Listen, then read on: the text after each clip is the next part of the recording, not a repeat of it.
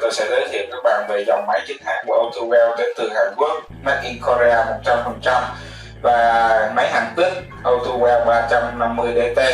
Máy hàn này là Made in Korea 100%.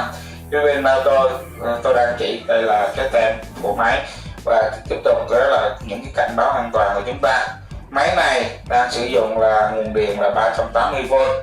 Và các bạn sử dụng máy hàn tích, lý do sau là các bạn sẽ hàn một số vật liệu mà chúng ta là nó mỏng, tương đối là mỏng, mà hàn que nếu mà các bạn hàn nó sẽ lủng các bạn ha. Và cái này hàn các bạn có thể hàn chụp chiếu được về tất cả các thiết bị nha các bạn, giống dầu khí hay là cơ khí các bạn cần chụp chiếu. Nhưng sau chúng ta có một cái quạt và một cái khí vào nha các bạn ha. Và đây là cái mặt bích của nguồn điện 380V 3 pha. Và tiếp tục phía trước là có cái gì tôi sẽ giới thiệu các bạn luôn. Đó là trước tiên chúng ta đập vô mắt chúng ta là sẽ có một cái đồng hồ ha, đồng hồ cường độ ampe. Đây là cái chữ ampe các bạn nhé. Rồi đây là cái chế độ thời gian tích time hoặc là download, nó tích hợp cho một nút luôn. Rồi đây là cái chế độ push cycle các bạn ha. Đây là cái dòng afterload, là cái dòng khí của các bạn sau khi các bạn hàn tích xong để cái mối hàn của các bạn không bị đen. Và đây là cái cầu chì mức độ là 3 ampe. Ở đây là nó có gì tích thì có tích single, tích repeat và tích pop các bạn ha.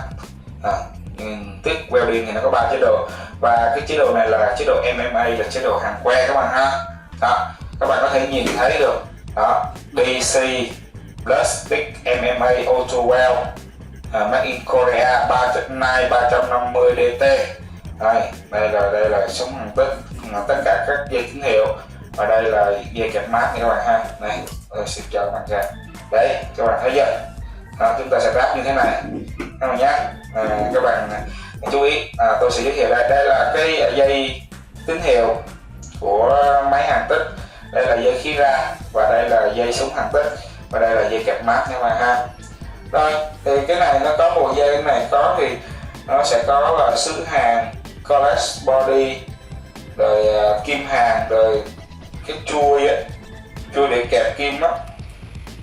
Và đây là cái công tắc các bạn ha.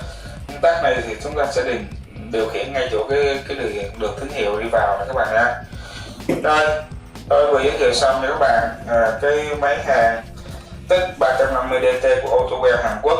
Hai market làm video này để giúp các bạn mua được hàng chính hãng với giá rẻ nhất thị trường, và tôi cam kết hàng này sẽ giúp các bạn được sử dụng được lâu dài hơn, hỗ trợ các bạn được nhiều hơn.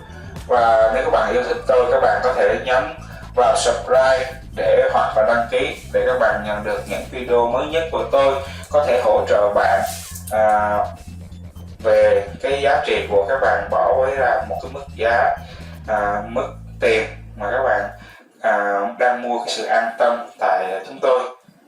Tôi là Tâm đến từ 2market.vn. Chào tất cả các bạn và hẹn gặp lại các bạn lần sau.